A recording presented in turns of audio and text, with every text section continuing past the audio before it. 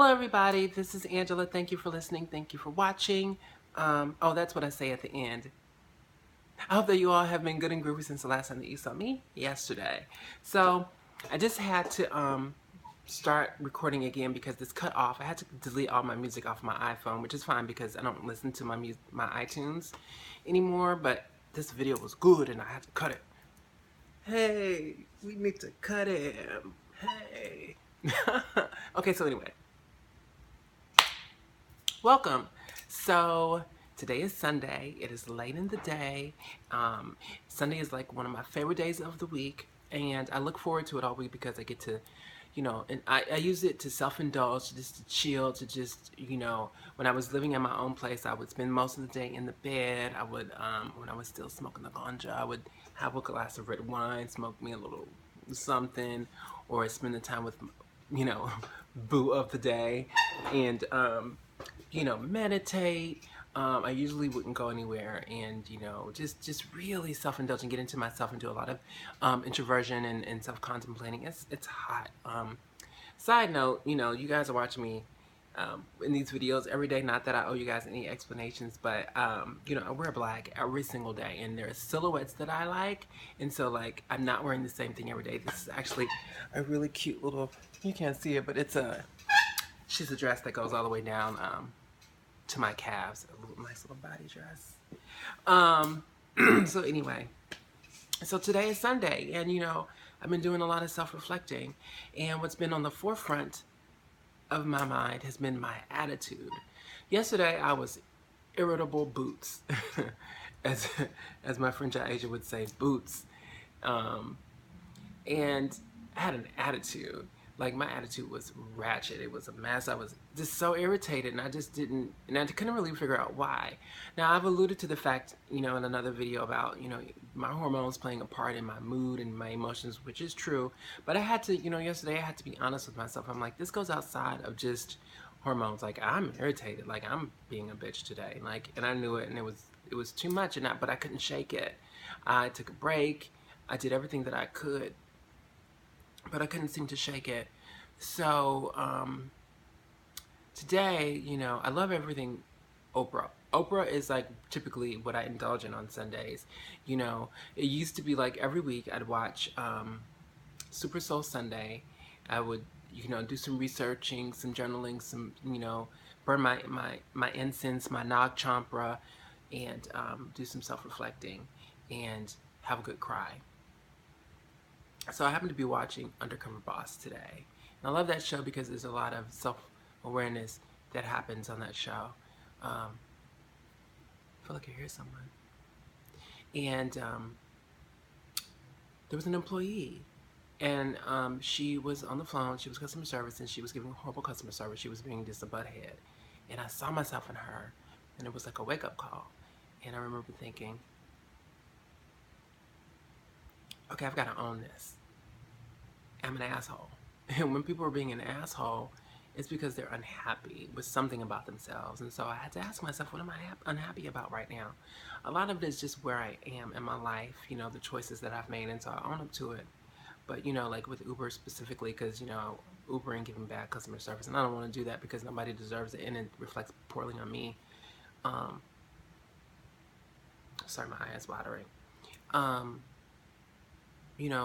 having a job that I don't want, but then, okay, what is that about? Why am I having a job that I don't want? Because I discovered that, I got fired for being tardy, but I was having problems at my job.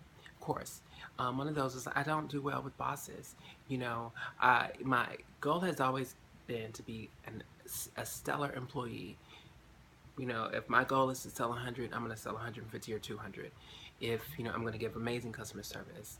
I'm going to do all these wonderful things, but give me autonomy, stay off my back, and I might come in late every once in a while. Well, that had taken its toll, I'm not special, I can't just do what I want and come and go. If I want that kind of lifestyle, I need to work for myself. So I wanted to own that, and Uber was readily available to me, so I could, control when I work, and I work every day except for Sundays, and can, continue to pay my bills and figure out what the next step is. And so I've been doing that. And then, this Okay, one of the other shows on OWN that I love is Ayanna Van Zandt. I love her show, and also because there are no coincidences. Last night I was listening to a friend of mine. She's a singer, and she posted some videos on Facebook, and one of those was Bag Lady. And the lyrics that she was singing was, "One day, all them bags gonna get in your way." And it just, a light bulb clicked. That's where I'm at. I have all this baggage that I have not dealt with over the years, and it's just piled up, and I just can't move forward anymore. It's too heavy.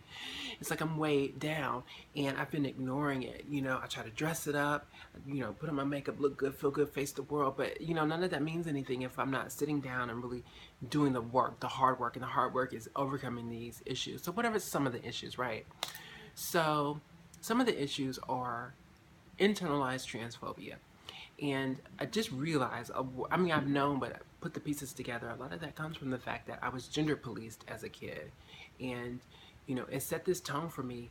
And so I'm always on the defense with what I think the way people are going to treat me, even though I'm treated with a lot of respect in the world. So that's some of the baggage. Some of the other baggage is a sense of abandonment with my dad. Now, my dad has been in my life my whole life, but my parents weren't together.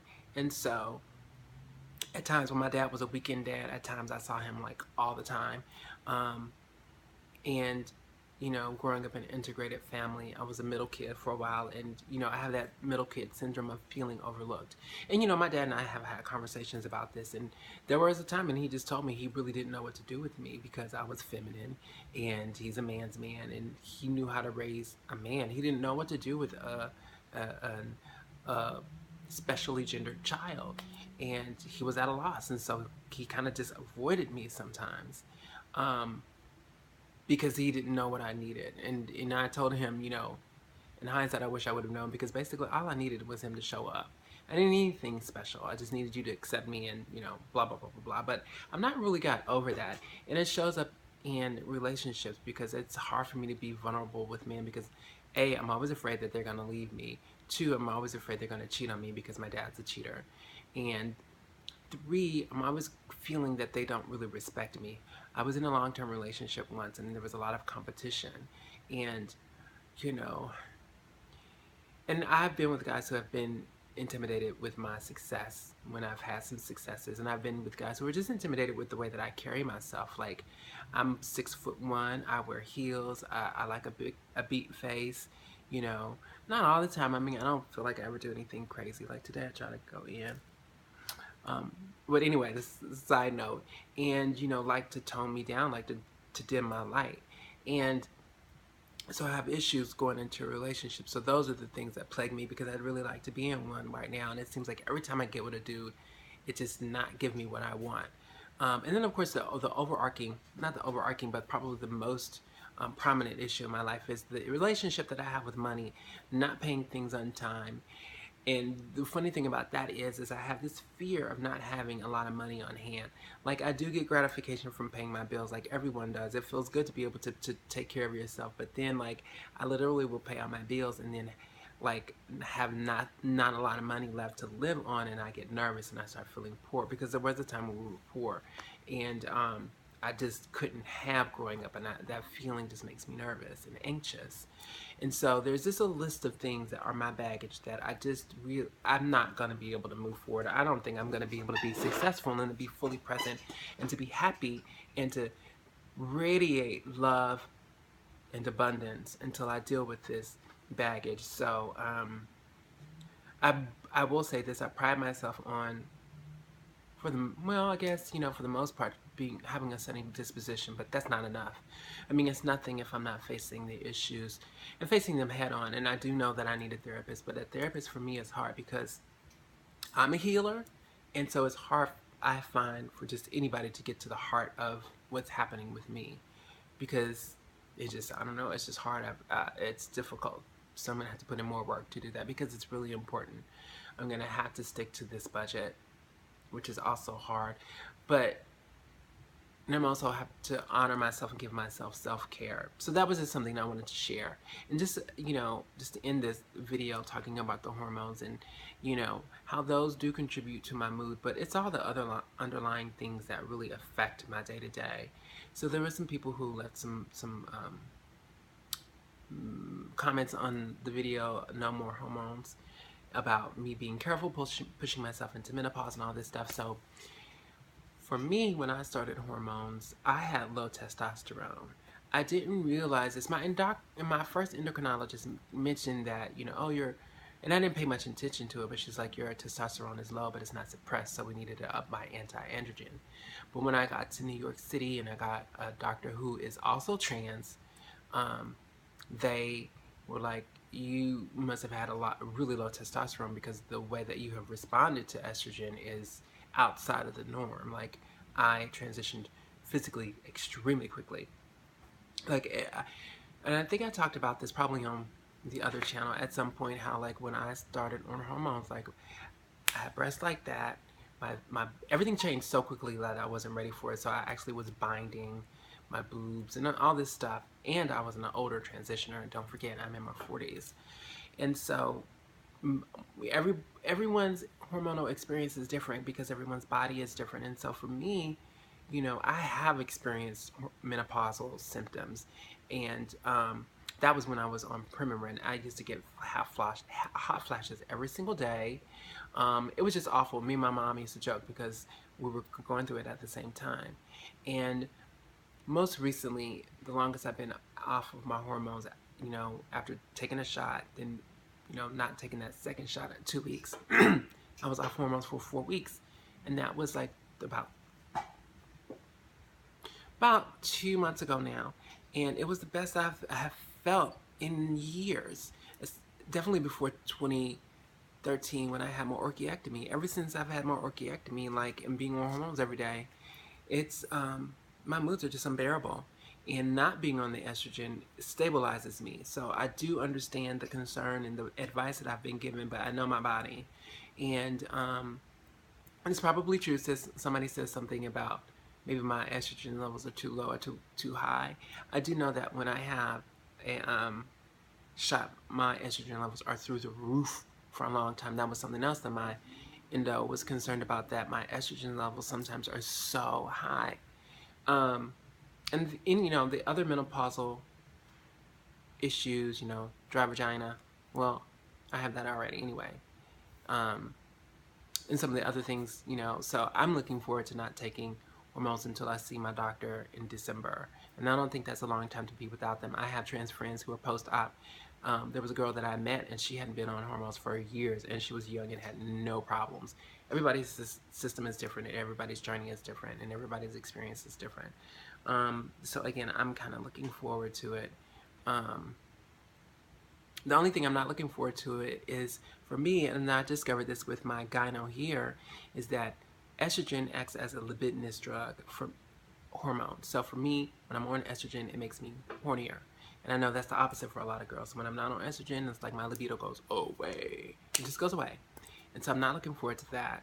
So I'm going to have absolutely no sex drive, which might be good for me spiritually, because I'm in between men and I'm really trying to work on me so that I get the kind of relationship that I want and the kind of life that I want. I really believe in getting what I want and making it happen. Although right now I'm still in the dark of night, I'm in the dark of days. This is not the best point in my life. I mean, hello, I'm making videos and I'm coming to you from a fucking storage unit. But, she's a trooper. And I'm doing this for myself as much as I'm doing it, hopefully for people to see themselves in my story. So I'm going to leave it here. It's at 14 minutes.